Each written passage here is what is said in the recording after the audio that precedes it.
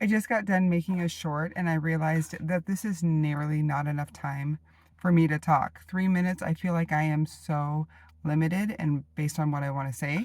So I just thought I would jump on here and do a longer form. And there's not going to be a lot of edits in this too. I have another channel that I do with my husband.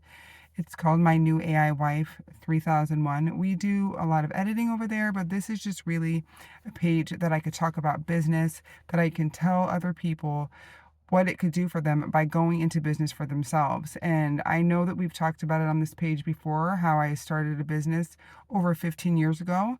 And even when I started it, it wasn't my full-time business. I was in collections at the time. I worked with a friend and she was just tired of making the limited amount of money that we did. And she said, "Hey, let's look into starting a business." And at first I thought she was a little bit crazy because I'm like, "How are we supposed to do this?" We had brainstormed some ideas and I liked the idea, but I was very nervous at the beginning. And we started out, we made 25 bucks an hour, and that was 15 years ago. Within just a short time of working with her, I decided to go into business for myself, which was probably the best thing that I ever did because I am very much a person who has my own ways to think about things, and especially being because I had a business background, but I had never been self-employed. I've always done sales for other companies. I've always been a trailblazer, accounts acquisition, all of that, but I had never been into business for myself. So being able to kind of break off and do my own thing was valuable for me, and it has paid so much dividends that I just wanted to come back and share with you guys. If you are in a position right now where you were either maybe you're working that 9 to 5 job and you're just tired of it and you don't see the long-term benefits, or maybe you were looking at wanting to do something else, this is what I'm here to tell you, that you have other options. I never, and let me repeat myself, I never encourage a person to quit their day job on a hopes of making it big on their second job, their supplemental income, being an entrepreneur, because it's not that easy. There were times, even in this industry, that I've had to go back to work and work that regular 9 to 5 job to be able to support our family, to be able to do everything. There was times that my husband has then had to quit his job so that he could come work on the business with me so that we can make the business grow. So it has not always been easy, but it's been absolutely worth it. And I'll let you know, now we've been doing it this month. Actually, I think today is a day that we've been on Facebook for 14 years. And really, I've been doing this for 15 years now. And over the last 5 years, I haven't had to go back and work for anybody else. It's just been completely the business. My son works for me. My daughter just started working the other day, even though she's helped, but now she's of age to where she can come to work. And we've been really been able to expand this business and make it something that we can all sink our teeth into, and we're creating generational wealth. And that's what it's all about. So many times, I think growing up as a kid, I'd watch my dad, who worked at the same job for over 30 years. He was a union guy, he worked the same job forever. My mom would take on other jobs. She was like a demo lady. She would do certain things like that. But he had a really good income, but he didn't really teach me financial literacy. And I want to make sure that our kids understand that. So by being able to take them to work with us and show them what mom and dad are doing, it's just, I mean, it's just the biggest blessing that can absolutely happen. And I really am on this page. And you guys know this page has changed from time to time. But I think it's been like the last year where I've just been focused on business. And if you don't see me for a while, it's because life is happening. We just moved into a new house. We've been changing kids' schools. My oldest son just graduated. And now it's just a little bit more settled to where I'm like, I could sit behind this camera and I can just talk. And I could just tell people and I can connect with people, because really that's all we're looking for. We're looking for connection. If you're on here and you're scrolling through, you're looking to see what connects to you. So if you have found me, you're somebody who's been thinking about that business. What is the business? What have you been thinking about? What do you want to do? And it could be anything. I always talk about non-sexy jobs, which are the obvious. Becoming a plumber, which is a trade that a lot of people do not even want to get into, but it pays a lot. Cleaning windows. You can make so much money cleaning windows that I think that it's definitely something that's overlooked. Lawn maintenance. our yard, I pay the neighborhood kid $60 each time he does our yard, and he's coming like every other week. So, and I've also heard that a lot of people who do lawn maintenance who have contracts, they also get the contracts for the winter, so it's year round.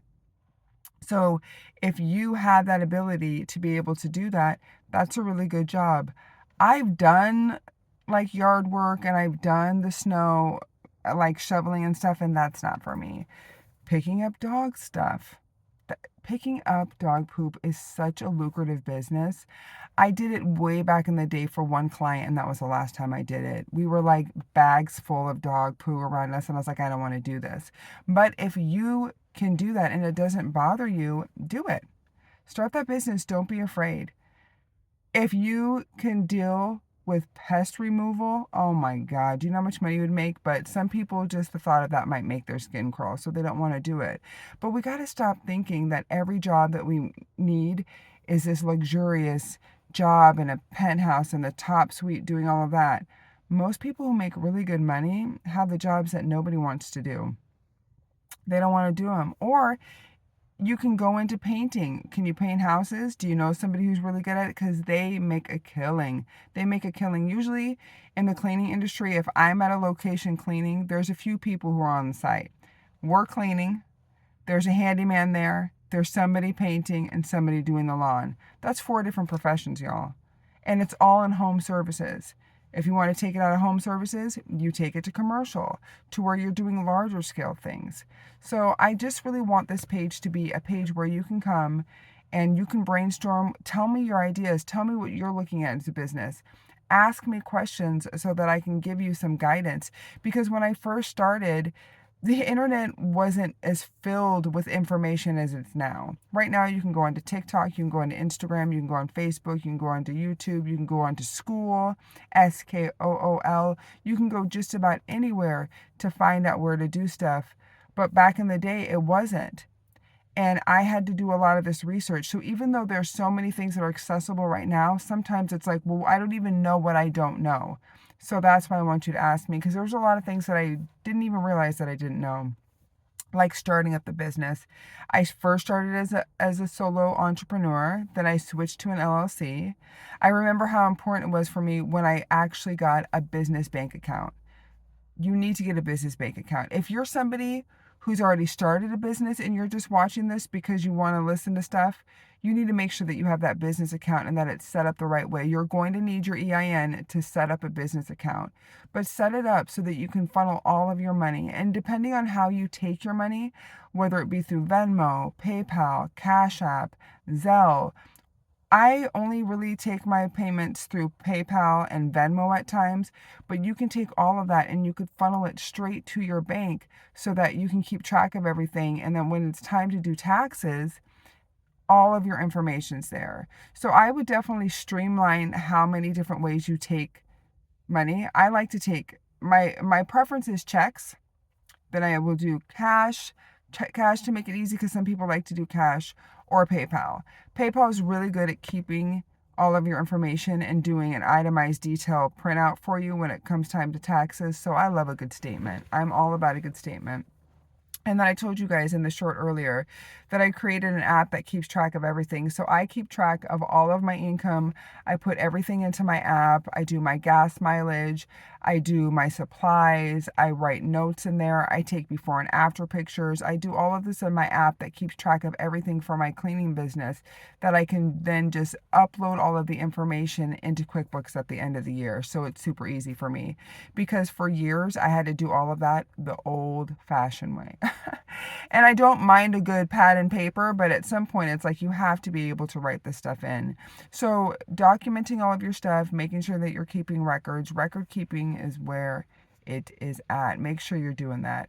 But really, this page is to encourage you. Oh my gosh, we've been talking almost 10 minutes. I told you I needed to talk more than 30 minutes. 3 minutes is just not enough. But I really am excited that you found me.